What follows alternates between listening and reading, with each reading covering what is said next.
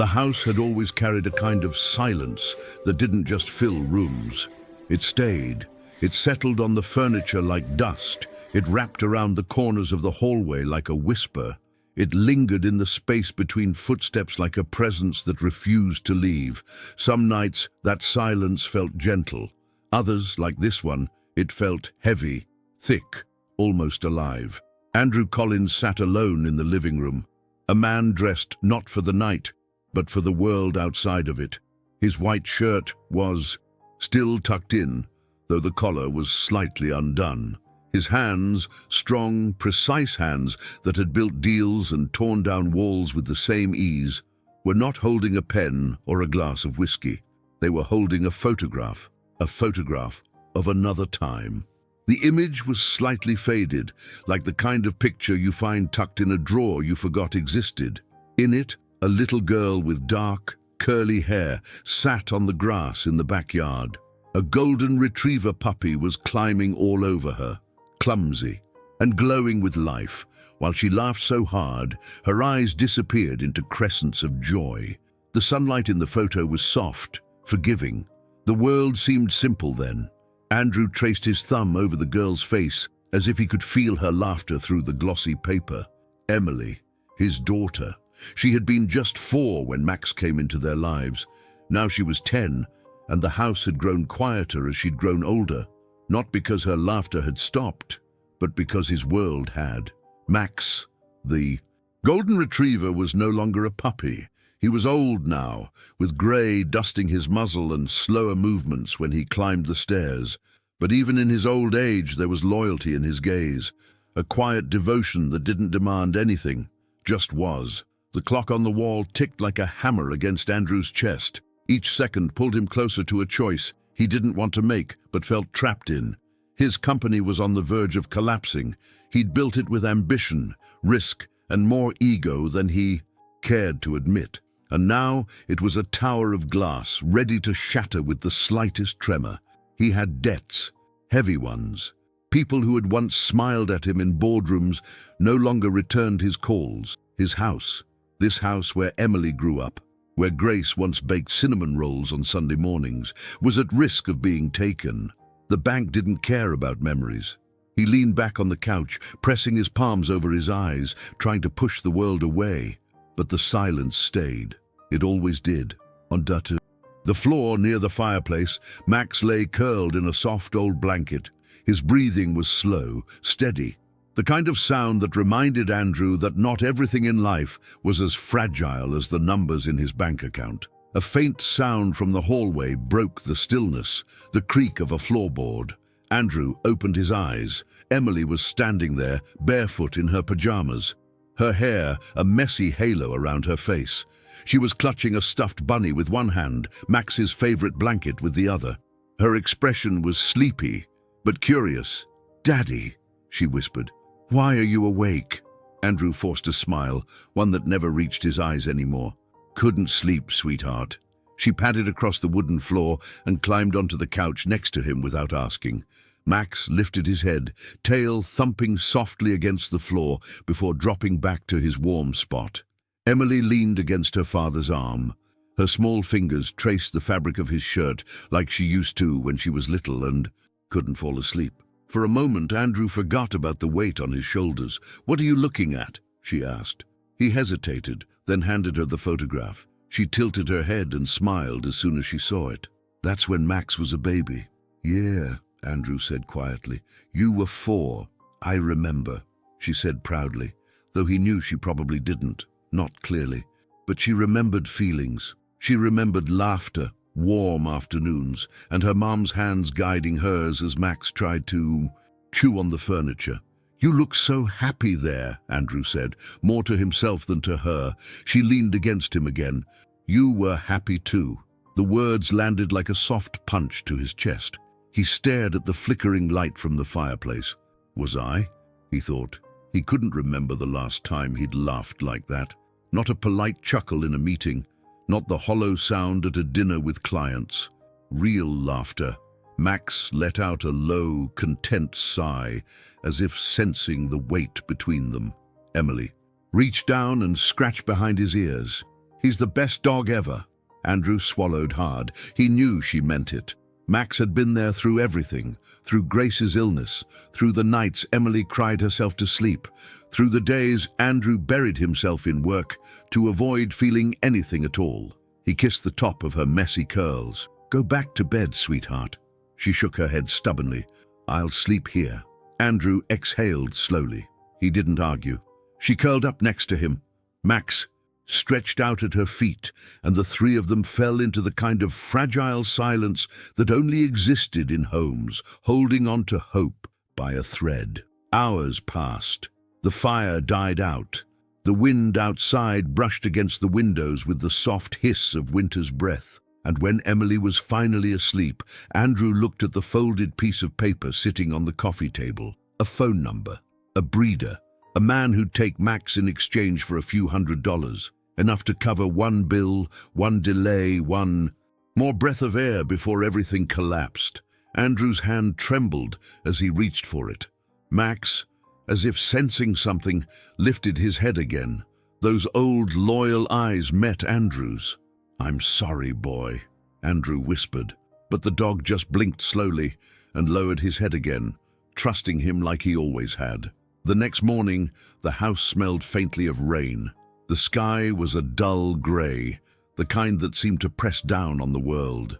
Emily came down the stairs still in her pajamas, her hair sticking up like an unbrushed halo. Max followed behind her, wagging his tail lazily.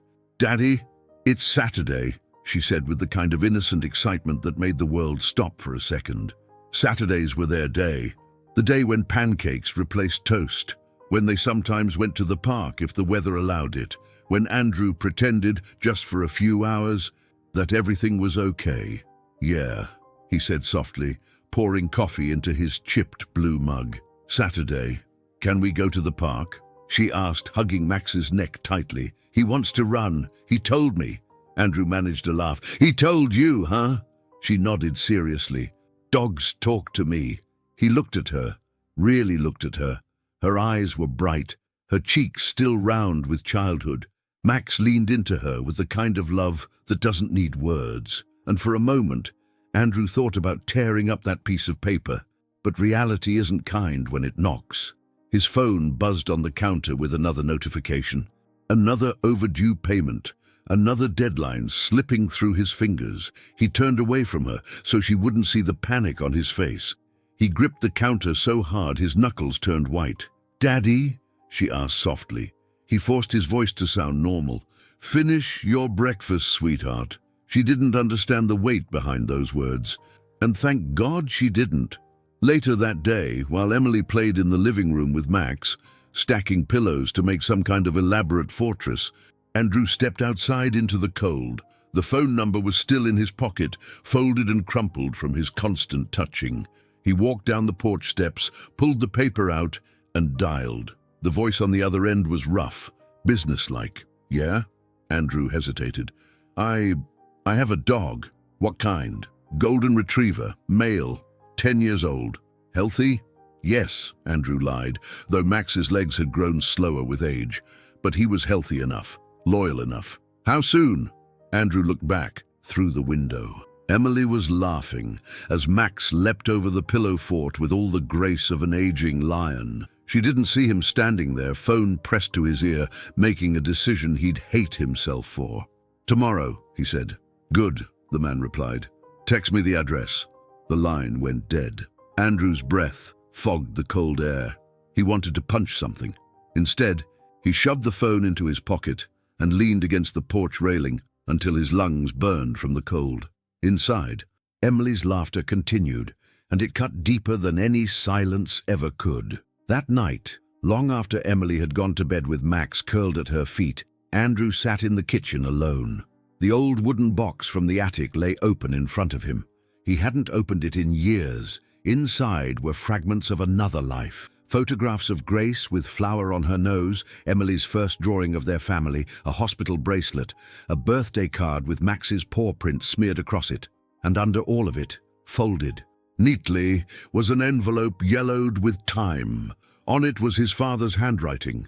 Andrew unfolded the letter carefully, afraid it might tear. His father's words stared back at him.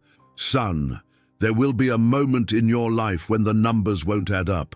When the world tells you everything you built is gone, that's when you remember, money can build walls, but love breaks them down. Hold on to the things that don't have a price. They'll hold on to you too. Andrew stared at the letter until the ink blurred through his tears. Outside, the wind rattled the branches. The silence wasn't just silence anymore. It was a question. What are you willing to lose? He folded the letter and put it back into the box, then sat there with his hands pressed against his face, shaking in a way he hadn't since the day Grace died. Before I tell you what happened the next morning, let me say something from the heart. If you love stories that remind you what really matters, if you believe in second chances, and quiet kinds of love that never give up on us, take a moment to subscribe and leave a like. Your support keeps these stories alive and helps them reach people who might need a little light in their darkest hour. Thank you for being here. Now take a deep breath with me and let's keep going. The next morning, Emily found the paper on the kitchen table. She wasn't supposed to see it, but sometimes fate doesn't wait for permission. She picked it up, the crumpled edges whispering under her. Small fingers. She sounded out the numbers softly to herself, the way kids do when they're trying to make sense of the grown-up world. "Daddy," she called. Andrew froze in the hallway. She held the paper up. "What's this?" Her voice was so soft it almost didn't make it across the room, but it landed like a stone in Andrew's chest. "Emily," he said, but the word cracked before it reached her. She looked at Max, then at him. You're not giving him away, are you?" Her bottom lip trembled. She wasn't yelling. She wasn't even crying yet. She was holding her breath, waiting for him to tell her it wasn't true, but he didn't.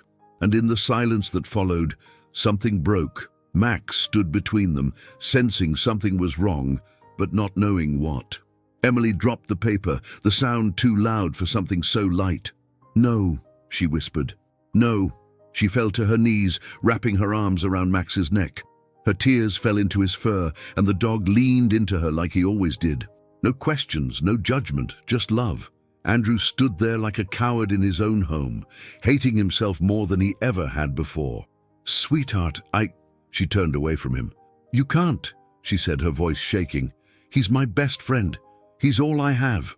Her words sliced through him. She didn't mean it like a weapon, but it hit like one, because he knew it was true. Max had filled every space Andrew had left empty. She pulled Max into her room that night and locked the door.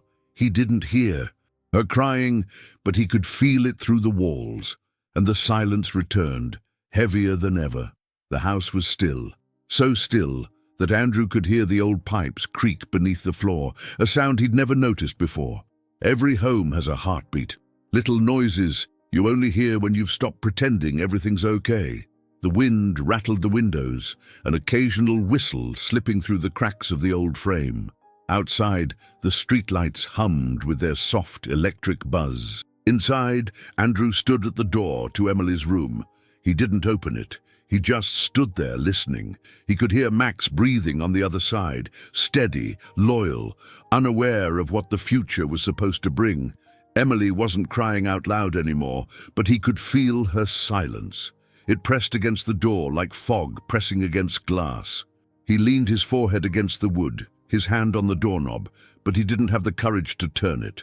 Not because he didn't love her, but because he didn't love himself enough to believe he could fix what he'd broken. Downstairs, the kitchen clock ticked past midnight. Andrew ended up in the attic again, the only place in the house where his own shame seemed quiet enough to be heard. The wooden boards groaned beneath his weight as he walked toward the old trunk.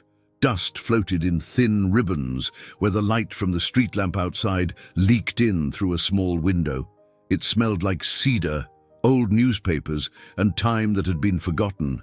He sat on the floor beside the trunk and opened the letter again. His father's handwriting had always been neat, a quiet kind of strong, nothing loud or proud, just steady. "Son, there will be moments when the world tells you that love is the thing you can sacrifice. It isn't. You may think you can buy your way back, But love doesn't wait for transactions, it waits for courage. The words blurred. Andrew closed his eyes and let them echo. He remembered being a boy in this same attic, sitting on his father's lap as they fixed an old radio together. He remembered his father telling him, "Nothing good comes easy, Andy, but the things that matter, the real things, they don't leave you when money does." He'd forgotten those words somewhere between meetings, contracts and cold elevators, somewhere between chasing success and losing himself. A sound broke through his thoughts. Soft, creaky steps. Emily. She was standing in the doorway of the attic, wrapped in a blanket, Max right behind. Her like a golden shadow. Her eyes were puffy, her hair a tangle. She didn't say anything. She didn't have to. "Hey, sweetheart," Andrew said quietly. She didn't answer.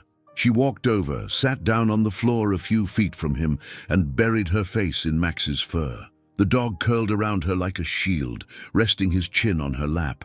"I heard you crying," Andrew said. She didn't look up. "I wasn't crying." "Yes, you were." Her voice cracked. "Then why are you doing this?" He opened his mouth. No. Words came out. Because the truth wasn't noble. It wasn't wrapped in logic or necessity. It was raw and small. "I'm scared. I'm failing. I don't know how to save us. I made mistakes," he managed, "and I'm trying to fix them." "By taking him away," she snapped, looking up at him now. "He's not the problem. You are." The words hit him like a cold slap. She didn't say them to hurt him. She said them because they were true. Max let out a soft whine, sensing the storm between them. Andrew reached for her, but she pulled away. She stood up, clutching Max's collar like a lifeline. "I'm not letting you do it." "Emily." "No." Her voice was trembling but sharp. "You already took Mommy. You can't take him too." He froze. He couldn't tell her she was wrong, because in some twisted way, it felt true. He'd buried himself in work when Grace was sick. He hadn't been there the way she needed him to be. And when Grace was gone, Emily had Max. And that was all she had. She walked out of the attic without another word, Max following faithfully behind her. Andrew stayed there, sitting on the cold wood, with the sound of the old house breathing around him. He felt smaller than he ever had in his life. The next day, the world didn't give him time to breathe. The bank called in the morning. An email pinged before breakfast, legal language that dressed a threat in polite words. His phone buzzed constantly, investors backing away, partners disappearing, numbers that didn't lie, but also didn't care. Emily stayed in her room most of the day. She came down to get food, Max glued to her side, and avoided eye contact. It was strange how a child could build a wall taller than any grown man could tear down. At lunch, Andrew tried to sit at the table with her. She got up and walked away. That night he made pasta the way Grace used to. It wasn't as good. It never was. He left a plate by her door. It stayed untouched. He was losing her, and the worst part was, he deserved it. Just after midnight, the sound of light footsteps pulled Max from sleep. His ears perked up. Emily was sitting by the window, staring at the rain outside. Her backpack was open on the floor. Inside, she had packed her flashlight, a sweater, a small notebook with unicorn stickers on the cover, a bottle of water, and a half-eaten granola bar.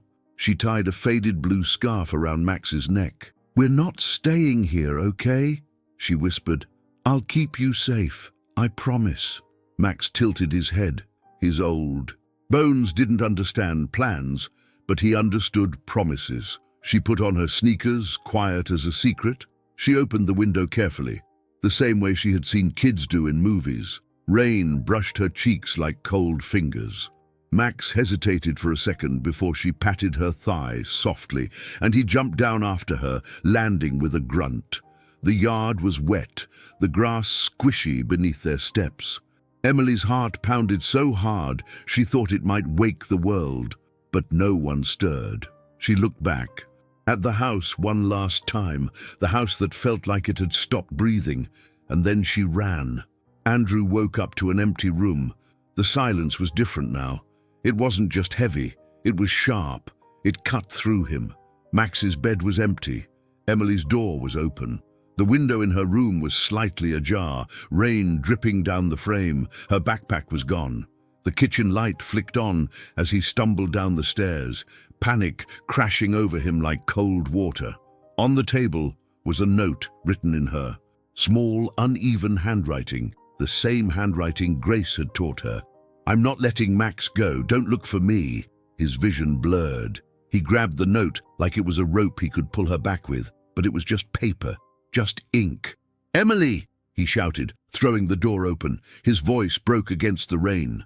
The neighborhood was quiet, the kind of quiet that hides everything you love. "Emily!" Nothing.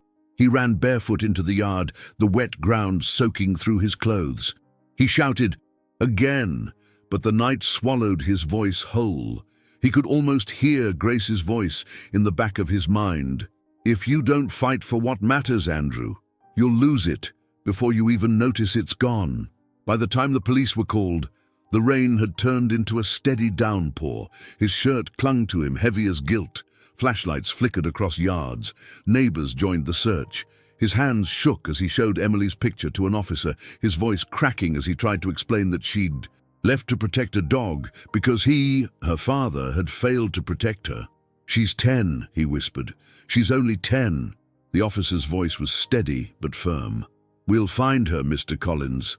But Andrew didn't trust anyone's promises anymore, not even his own. He ran through the park near her school. The rain blurred everything into smears of black and silver. He called her name over and over until it was just sound. His lungs burned, his feet slapped against the mud. He stopped near the swings. The same swings where she and Max had spent so many afternoons. His chest clenched as he fell to his knees in the mud, clutching the note against his chest like a prayer he didn't deserve to pray. Then he heard it, a bark, faint but real. "Max!" he shouted, spinning around. Another bark, louder this time. Through the curtain of rain and branches, he saw movement, a small figure sitting under a tree. Emily.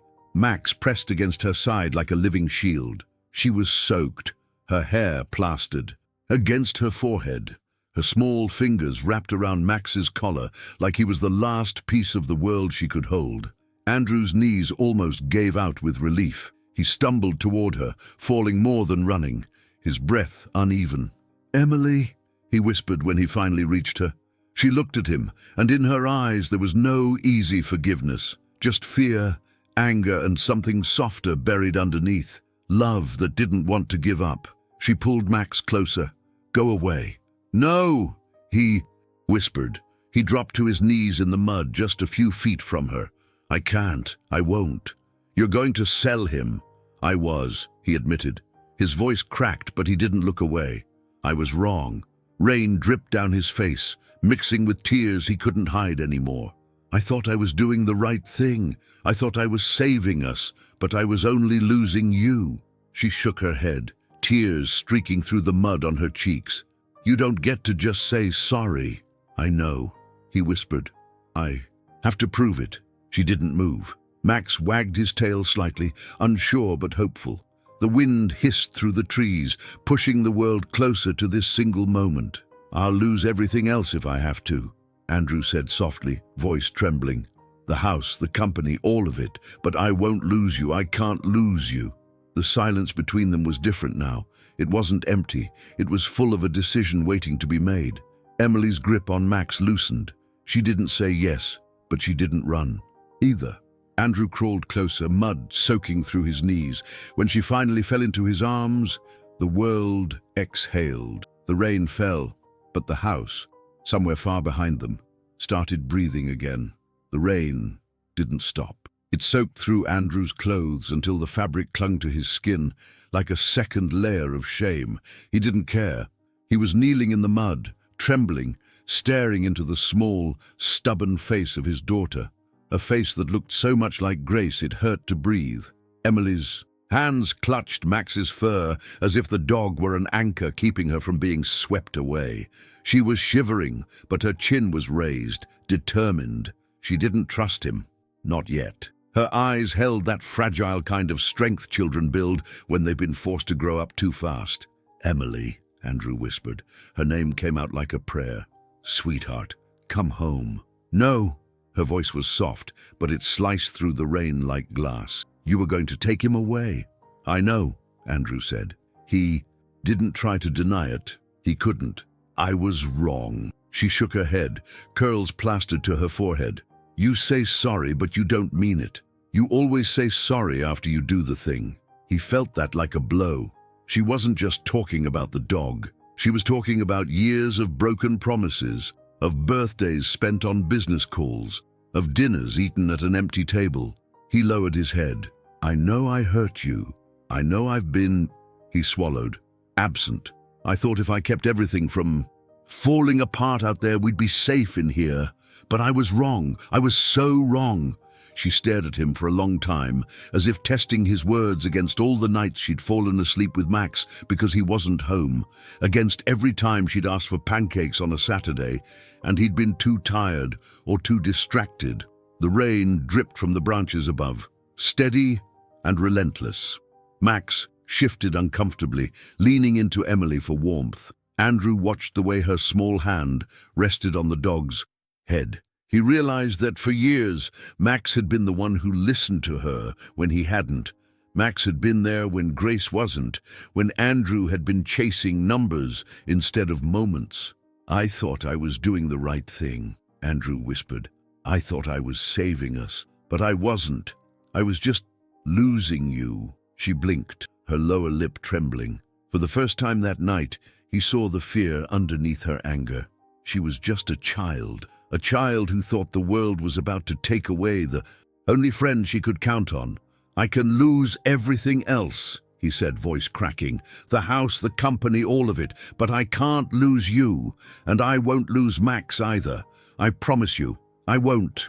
The words didn't erase the damage, but they carved a space between them, a space where trust could grow again, slowly, carefully. Emily didn't move right away, but her grip on Max loosened. Rain ran down her cheeks, but he could see the tears underneath. Andrew extended his hand toward her, not demanding, just waiting. For a heartbeat, the world was silent. Then Emily let go of Max and fell into her father's arms. Andrew wrapped her against his chest as if anchoring himself back to life. Her body shook with quiet sobs, her little hands gripping his soaked shirt. I hate when you lie, she whispered. I know, he whispered back. I won't lie to you again. He held her tighter. Max barked softly, circling them, as if protecting the fragile truce they'd just made. By the time they got home, dawn was just beginning to crack through the storm. A pale grey light spilled over the wet street, making everything shimmer like the world was new. Emily was wrapped in a towel, hair dripping, Max lying curled at her feet, exhausted but content. Andrew made hot chocolate the way Grace used to, with too much milk and a pinch of cinnamon. He hadn't done it in years. As the sweet smell filled the kitchen, Emily's shoulders relaxed just a little. She sat at the table with Max's chin resting. On her lap, Andrew set the mug in front of her. Careful, it's hot. She looked up at him, and for the first time in a long time, he saw her without the wall between them. Her eyes were tired, red from crying, but open. Why now? She asked softly. Why promise now? Andrew leaned against the counter, unsure where to begin. He thought about the letter in the attic, about the photo, about the silence in the house. Because last night I realized something, he said.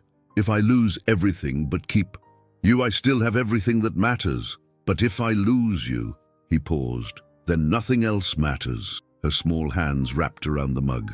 Steam curled around her face like a veil of warmth. Are you really not going to sell Max? He crouched down beside her chair so they were eye to eye. I swear to you, Emily, I won't. Not now, not ever. We'll figure this out together. Together? Yes, together. Max thumped his tail on the floor. Emily gave a small smile, the first one in days. It wasn't a big smile, but it was real. Later that morning, Andrew sat alone in his office, the house quiet except for the sound of Max snoring softly. For years, this room had been the command center of his life, where decisions were made, deals were struck, where ambition had burned like fire. Now it just felt small. He He stared at the stacks of unpaid invoices, the messages from the bank, the endless spreadsheets. All of it, everything he'd built, was built on a foundation that had left no space for the people who mattered most. And yet, when he thought of Emily's arms wrapped around Max in the rain, when he heard her voice saying together, something in him shifted. He reached for the phone and deleted Clark's number. The sound of the delete click was quieter than expected, but it echoed in him like a door finally closing. He didn't have a full plan. He didn't know how to fix everything overnight, but for the first time in a long time, he knew why he needed to fix it. He walked back to the living room where Emily was building a new pillow fort, with Max helping in his own chaotic way. She glanced up at him warily, still testing the edges of trust. "I called the man," Andrew said gently. "Told him no." Her face lit up. "You did?" He nodded. "Yes. Max is staying right here." She threw herself at Max, burying her face in his fur. "Did you hear that, Max? You're not going anywhere." The old dog barked happily, tail sweeping the floor like a broom made of joy. Andrew watched them, and in that moment, everything he had been chasing suddenly looked meaningless compared to the tiny universe in front of him. The following week wasn't easy. Love doesn't erase problems, but it changes how you face them. Andrew sold his second car, the one he'd bought during the company's golden years. He let go of his office downtown, working from home instead. It wasn't pride anymore. It was survival, but survival with purpose. Every night, when the house grew quiet, he'd climb into the attic and unfold his father's letter. He read the same line again and again. Money can build walls, but love breaks them down. He'd built too many walls. Now he was learning how to break them. One night, Emily knocked on his office door. She had her backpack on, Max following behind with his blue scarf tied loosely around his neck. "Can we go for a walk?" she asked. It was raining lightly outside, the kind of rain that whispers instead of screams. "Yeah," he said softly. "Let's go." They walked in silence down their street, Max sniffing every corner as if cataloguing their world. Emily kicked at puddles, her little boots splashing. Andrew glanced down at her and realized how much of her childhood he'd missed chasing after things that would never love him back. "Daddy," she said after a while. "Yes? Do you think Mommy would be happy we're together again?"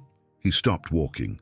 The question pierced through him like sunlight through fog. He thought of Grace's laughter, the way she used to hold Max like a baby, the way she told Emily bedtime stories with a voice that could make the night feel safe. He thought of the way she looked at him when she knew he was drifting away, not with anger, but with disappointment. "Yes," he said softly, "I think she'd be proud of us, of you, of how strong you are." Emily leaned against his arm as they walked the last stretch home. Max trotted between them like he'd always belonged there, and he had. Back home, they sat in the kitchen. The rain tapped softly against the window. Andrew made tea for himself, hot chocolate for her. The house didn't feel silent anymore. It felt alive. Before I continue, let me say this, because sometimes real life mirrors these quiet moments. Sometimes strength isn't about fighting harder, but about opening your heart to what truly matters. If stories like this one touch your soul, if they remind you of the beauty hidden inside the ordinary, I'd love for you to subscribe and leave a like. Your support keeps these stories alive and helps them reach someone who might be sitting in the rain, waiting for hope to come home. Thank you, from the heart. Now let's return to Andrew, Emily, and Max. Spring slowly approached.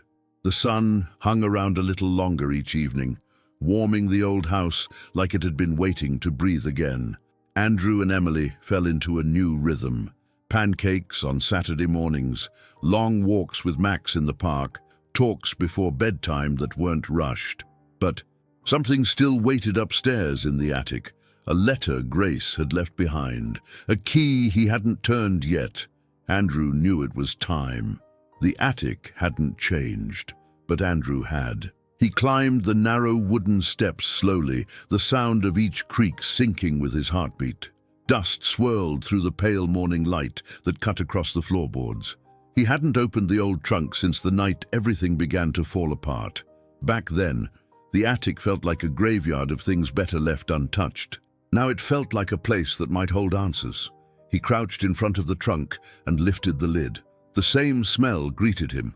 Old cedar, thyme, and faint traces of Grace's favorite lavender oil from a sachet she'd left in there years ago. He traced his hand over the photo albums, the folded sweaters, the forgotten pieces of their lives together. Underneath it all was the wooden box, the one with his father's handwriting burned faintly into the lid, for when it matters most.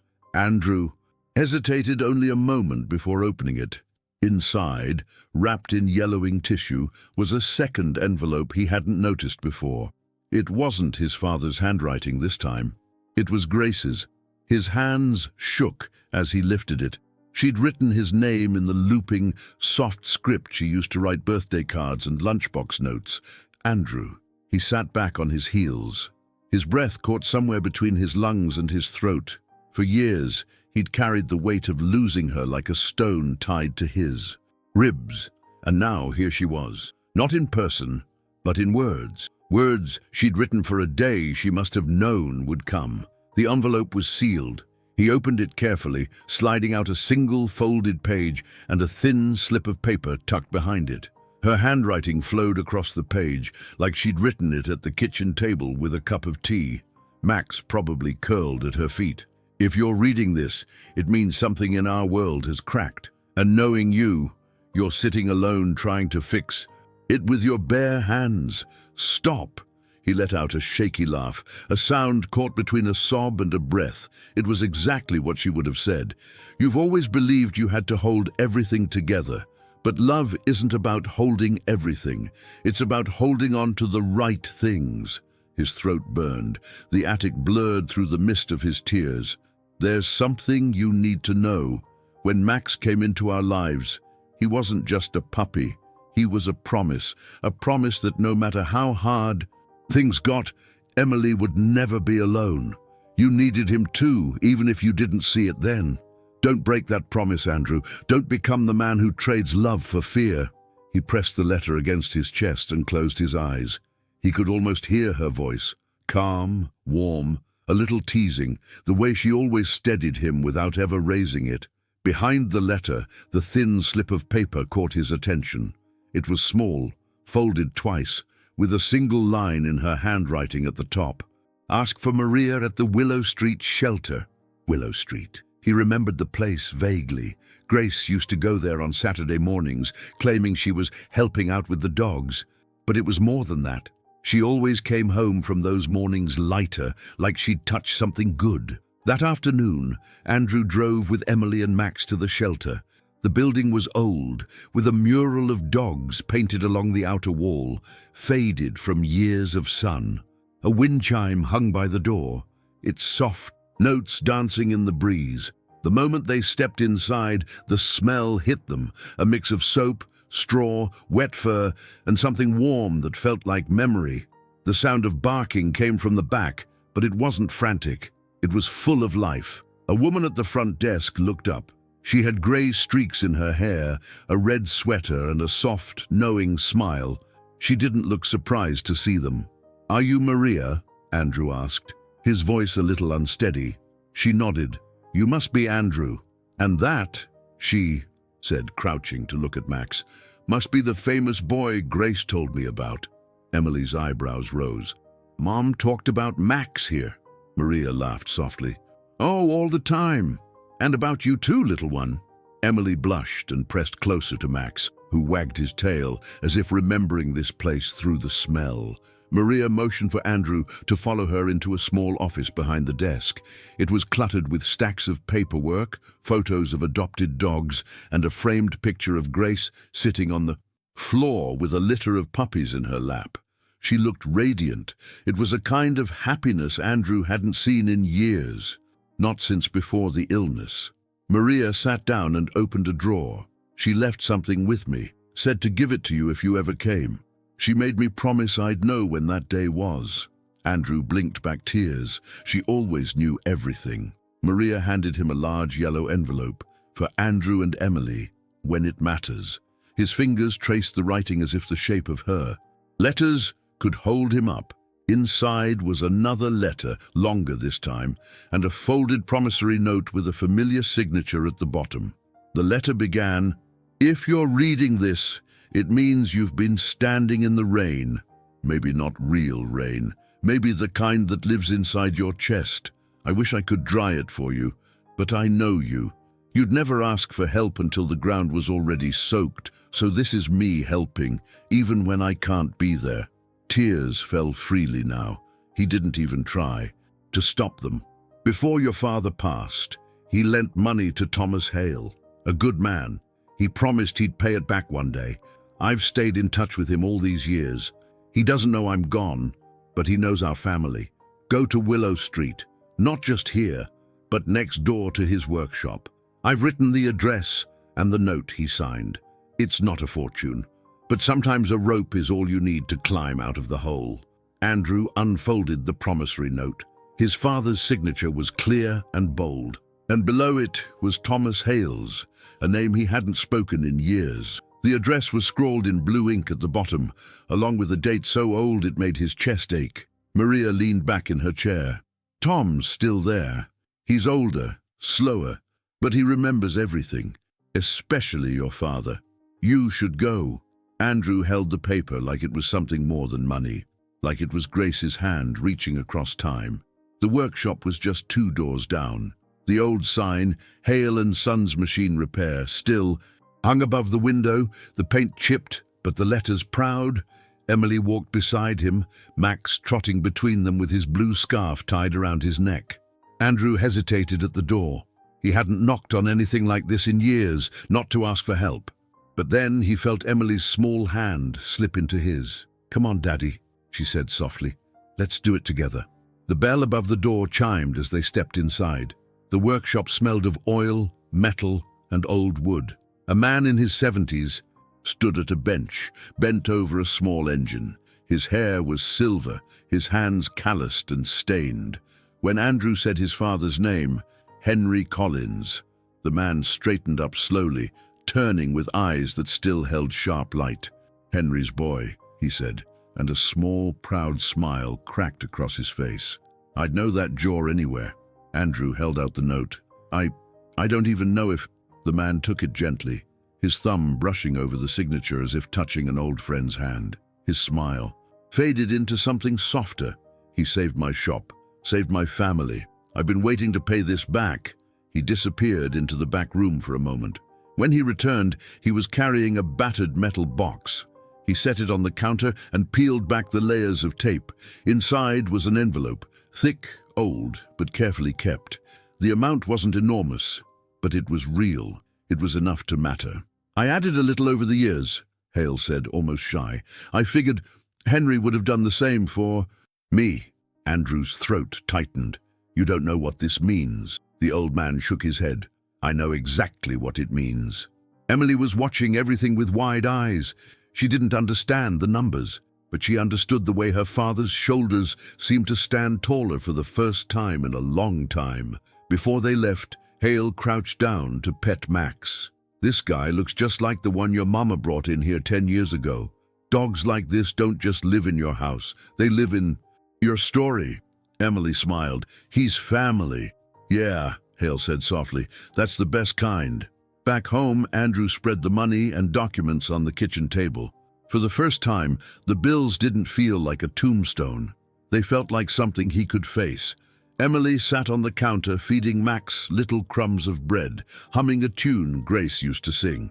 Andrew called the bank that afternoon. No more avoiding, no more pretending. He scheduled a meeting to renegotiate his debt, this time with a plan, not a miracle, a plan. He made lists. He sold things he didn't need. He called people he'd once kept at arm's length and apologized. Some didn't answer, some did, but for the first time, he was trying. At night, when the house grew quiet, he sat with Emily on the couch. Max lay at their feet, snoring softly. The house wasn't silent anymore. It breathed. The walls that once held only echoes now held voices, laughter, the sound of pancakes on Saturday mornings, Emily humming, Grace's memory not as a wound, but as a light. Andrew held his father's note in one hand, Grace's letter in the other. He whispered to the air, maybe to her, maybe to himself, "We're going to be okay." Spring arrived slowly that year, not with loud colors or sudden warmth, but gently, as if the world itself understood that this family needed time to heal. The mornings stretched a little longer. The air smelled less of rain and more of blooming grass. The house, once filled with the kind of silence that suffocates, now carried a hum, the small, beautiful noise of living. Andrew no longer woke up to spreadsheets and deadlines. He woke up to the sound of tiny footsteps padding down the hall and Max's tail thumping against the floor like a drumbeat of loyalty. On Saturdays, Emily would stand on a chair at the kitchen counter, hair a tangled mess, holding the whisk with both hands like it was a sacred tool. Flour often dusted her cheeks, cinnamon floated in the air, and Max sat on the floor. Like a king waiting for his first bite of pancake, Andrew flipped the last pancake onto a plate and slid it toward her. "Chef Emily Collins, your order is ready." She grinned, wide, toothy, a grin that reminded him of her at 4 years old, when Max was a clumsy ball of fur and Grace used to hum while washing dishes. "Max gets the first bite. He's the boss." Max barked once, as if agreeing, his tail slapping the cabinet. Andrew crouched down to feed him a piece, rubbing the old dog's head gently. "Don't let it go to your head, old man." Emily jumped down from the chair and wrapped her arms around Max's neck. "You saved us, you know." Max leaned into her touch, closing his eyes. Maybe he didn't understand the words, but he felt them. Andrew leaned on the counter, watching the two of them. It struck him how close he had come to destroying this. Not just the dog, but the bond that kept his little girl's world together. And yet, somehow, they were here, still standing. He took a slow breath, the kind of breath that didn't hurt anymore. The yard had changed too.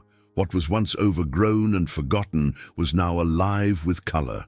Emily had convinced him to plant flowers along the fence, because Max likes sniffing pretty things, she'd said with the authority of a child who believes the world can still be beautiful. Neighbors, the same ones who had once passed by their house without a glance, now stopped to chat at the gate. Maria from the shelter came on Saturdays with her thermos of coffee and a dog biscuit tucked into her pocket. Mr. Hale dropped by one afternoon with a toolbox and fixed the creaky porch steps just because he could. They were no longer alone. One evening, the golden hour light poured into the kitchen like honey, soft and warm. Emily sat at the table coloring while Max dozed at her feet. Andrew was on the phone with the bank, his tone calm, his words steady. He didn't sound like a desperate man trying to hold a crumbling empire anymore. He sounded like a man who had built something real and was willing to fight for it. "Thank you," he said finally, hanging up. He exhaled slowly, then turned toward Emily. "Hey, kiddo." She looked up, mark a smudge on her cheek. "Yeah?" They accepted the new plan. Her eyes widened. "So we're not going to lose the house?" He shook his head. "We're not going to lose anything that matters." She let out a little squeal and ran toward him, hugging him tightly. Max jumped up, tail wagging so hard it knocked over her coloring pencils. Laughter filled the kitchen like sunlight. That night, they sat on the porch steps with mugs of hot chocolate. Fireflies flickered in the yard. Max rested his big golden head on Andrew's knee, breathing slow and steady. Emily leaned her head on her father's shoulder. "Do you miss Mommy?" she asked softly. Andrew swallowed. "Every day. Me too." He turned his head toward her, brushing a curl away from her face. "But you know what?" "What?" "She's still here. Not in the way we want, but in everything we've built, in Max, in this house, in us." Emily thought for a moment, then nodded slowly. "I think she would be proud of us." Andrew's throat tightened, but this time it wasn't pain. It was gratitude. "Yeah, sweetheart, I think so too." The porch creaked softly beneath them, but it didn't feel old anymore. It felt alive. The following weekend, they organized a small neighborhood gathering. Nothing big, just a barbecue, lemonade, and laughter. Maria brought cinnamon rolls. Mr. Hale arrived with a cooler full of lemonade. A couple from down the street brought their kids, who immediately ran to pet Max. Emily wore a blue ribbon in her hair. Max wore a matching blue bandana, his fur shining in the sun like gold. The backyard buzzed with quiet joy, not the kind that shouts, but the kind that grows roots. Andrew stood near the fence, looking at all of it, at people he'd once ignored because he'd been too busy being somewhere else. At Emily, laughing with her friends, her cheeks flushed with happiness. At Max lying in the grass like the king of the yard. For years, he had measured wealth in numbers, in square footage, in contracts signed. Now, he measured it in moments, in breaths, in the weight of his daughter's small hand in his, and in the steady heartbeat of a golden retriever who had never stopped believing in him. Before this story ends, let me say something from the heart. If stories like this one remind you of the quiet power, of love, of second chances, of promises kept when they matter most, I want to invite you to subscribe and leave a like. It may seem small, but your support keeps stories like this alive, reaching people who might need a reminder that even in the darkest nights, warmth waits quietly to return. Thank you, truly, for being part of this journey. Months passed. Max grew slower, but he was still there for every pancake morning, every walk through the park, every bedtime story whispered under soft lamplight. Emily grew taller, but she still tied the same blue scarf around Max's neck whenever they went out. And Andrew, he grew quieter. Not in the way of silence that used to suffocate him, but in the way of peace. He no longer needed the noise of ambition to drown out the ache in his chest. Grace's letter stayed in the wooden box, worn at the folds from being read so many times. He didn't keep it there out of sadness, but because it had become part of their story, a thread connecting what was lost to what they'd rebuilt. One night a storm rolled in, soft rain tapping at the windows, wind brushing against the house. The kind of night that once would have brought him to his knees in fear. But now it was just weather. Emily was asleep in her bed. Max curled on the floor beside her like he always had. Andrew stood at her doorway, watching her breathe, listening to the rain. This was what mattered. Not the company, not the deals, not the house as a structure, but this, the sound of breathing, the warmth of love that had weathered the storm. He whispered softly, "Thank you, Grace," as if she could still hear him. Then he went downstairs, made himself a cup of tea, and sat by the window with Max padding down to join him. He scratched behind Max's ears. "You old fool," he said affectionately. "You did good." Max rested his head on Andrew's foot, eyes half closed, content. Years later, Emily would tell her own children about that night, the night it rained and everything changed. She would tell them about a father who almost lost everything, but learned that love isn't something you trade away to survive. It's the reason you survive in the first place. But tonight, she was still just a girl with a loyal dog and a father who finally understood what mattered. And the house, that old house that once held only silence, now hummed softly with their story.